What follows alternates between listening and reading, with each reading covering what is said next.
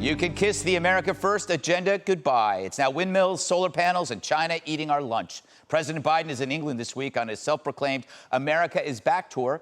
He's set to meet with top allies at the G7 on ways to counter challenges and threats from China and Russia. Our top general issued a warning today about Beijing's increased military capabilities, and the FBI director says cyber attacks pose a serious threat, while American companies are facing a barrage of hacks coming from Russia. But the president claims this is what we should be worried about. When I first was elected vice president with President Obama, the military sat us down to let us know what the greatest threats facing America were, the greatest physical threats. This is not a joke.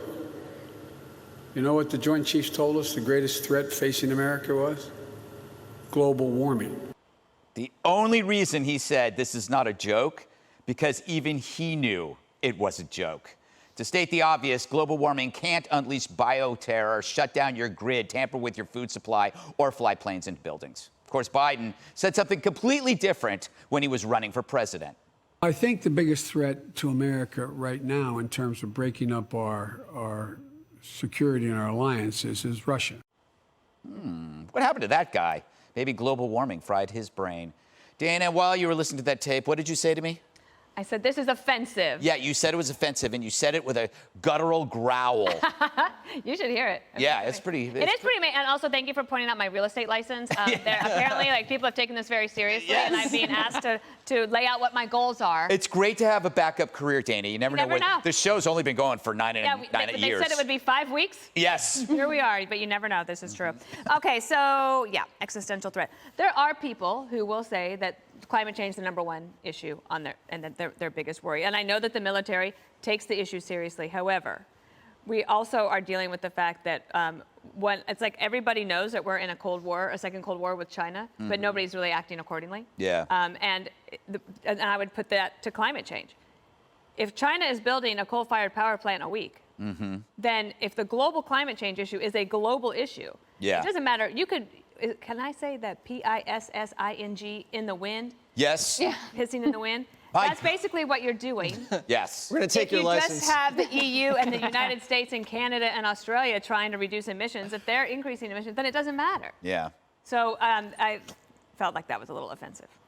Not as offensive as using that language, but I'm sure the children at home are very happy to learn how to spell a filthy word. Jesse, how stupid do you have to be to say right after a pandemic caused by an engineered virus that climate change is the #1 threat? You have to be pretty stupid, Greg. Yes. Are you calling the president stupid? I would never do such a thing. I'll leave it to me. Usually when I think threats, I think of death and money. So climate change has killed how many people? 0. The China virus killed 600,000 in this country alone. You add the fentanyl that they bring over to Mexico. The cartels push that up here. Hundreds of thousands of fentanyl deaths here. What? Islamic terror? You count the overseas wars, you're talking tens of thousands of American lives lost. Russian hacking, tens of millions of dollars, maybe over $100 million. So yeah, it's not a joke. I mean, no one's laughing except we are at Joe Biden. Maybe they did tell him that. And if they did tell him that, they should be fired. But I don't think they even said that. I think Joe just doesn't even remember. A Defense Department official has never said, ever, and I had Johnny look, publicly that climate change is the #1 threat. Actually, Joint Chiefs Chairman Mark Milley just had to come out and clarify that China and Russia are the top threats. But maybe during the Obama administration, they thought that climate change was the top threat. That would explain how they missed ISIS. Yeah. And how the Russians and the Chinese hacked us to death. But I think Joe tries to elevate the threat of climate change to distract from the real problems that he's bungling, like the cartels, like the cyber terrorists, and like China and Russia. So it's just kind of a deflection. And it's weird. It's weird because he can't keep track of all the threats that he's listed. Last time it was white supremacy. They should combine the two. I was thinking about that. Combine white supremacy with climate change. Call it, what do you call it? White weather. White weather, yes. Very dangerous. Global whiteness. Global whiteness. Jessica, you were scowling at me because you find that offensive.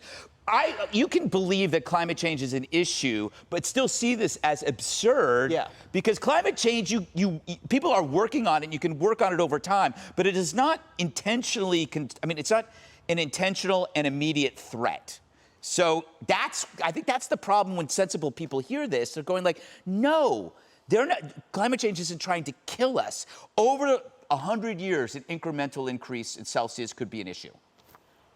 So I think that you can obviously pack climate change into this larger discussion of threats, obviously. And I did think that Joe Biden was right on the campaign trail to call out Russia specifically and to have tough talk about China. And we all remember Barack Obama, when he was debating Mitt Romney, said, you know, yes, like the 80s called and they'd like their foreign policy back, et cetera.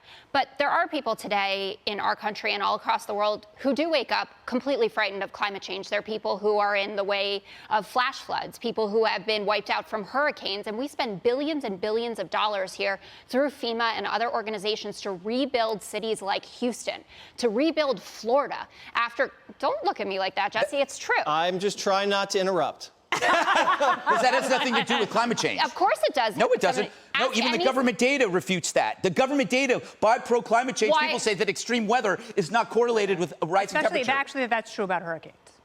Greg's right. Yeah, I mean, it's like it's in there. And even the brush fires are declining over time compared to, say, 100 years ago. I don't mean to poke a hole in your theory, but I do. And I'm thrilled for you to do it. And I'm sticking to my guns on this one, actually, because I'm going to pull up State Department reports that have come out under the Obama administration and the Trump administration, where Mike Pompeo, who didn't want to have to admit it, had to say, yes, refugees are leaving their home countries, especially in the Middle East, because of the effects of climate change. So to kind of laugh in the face of it and to call him dumb, I think. No one's laughing. Wait. The Syrians didn't flood into Europe because of climate change. There was a civil war. I understand that, and Assad is a very bad dude. I'm not refuting any of that, but climate does play a part in how we see migration. About this big. Yeah, I don't think it's in the top 7, Kennedy. What's your take on this? You're pro-science. I love science. And you know what? Actual science. Going after you, Kennedy, is going after science. I've always said it.